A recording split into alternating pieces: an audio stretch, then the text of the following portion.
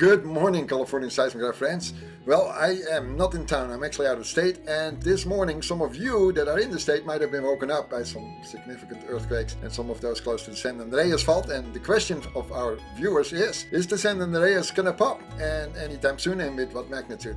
And thus I did a little bit of investigation. I'm here kind of makeshift on my laptop, and so I don't have the actual map in front of me. I'm gonna do this from memory of what I've been studying up on this morning to get this information to you. So there were about 3 major earthquakes that have happened in the general area. Now the quake that you see in Rialto, the 3.5 of yesterday, was a aftershock of the 4.2 quake that we saw earlier this week. So that's not really a surprise. However, the other quakes that are a little higher up over at the Cajon Pass, those quakes, and they're called the Lytle Creek quakes, there's 2 quakes there, are obviously quakes that are really close to the San Andreas, and those are the ones we are concerned with. So the studying up that I did this morning and the looking at the history and the facts taught me that that area obviously is possible, to get a quicker quake. Now, we are absolutely not in predicting quakes. We have a G7 picture on our front of our live site, and most of you are probably familiar with that. That one describes the probability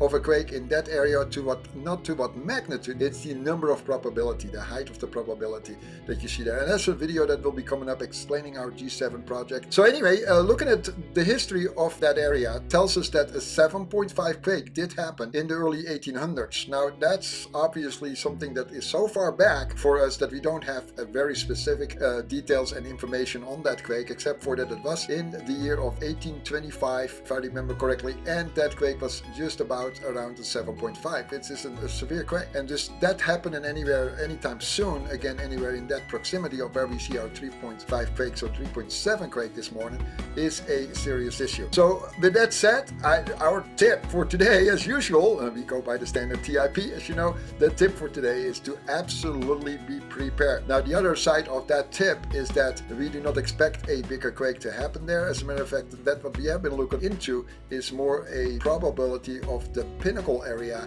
having a 6.0 or greater quake, which is quite a bit higher north from that area, obviously. So ultimately, be prepared as always. That is our standard. Make sure to have a bug-out bag and be ready with water and for at least a week, I would say. So if there is any other questions, please ask our moderators on our live site. We are always there 24/7, or you can email us here at info@californiaseismograph.com, and we will respond to any of the emails. We thank you for being here, and if you enjoy our channel, please give us a thumbs up. If you like to get more information in the future, hit the bell and subscribe. That will help us greatly.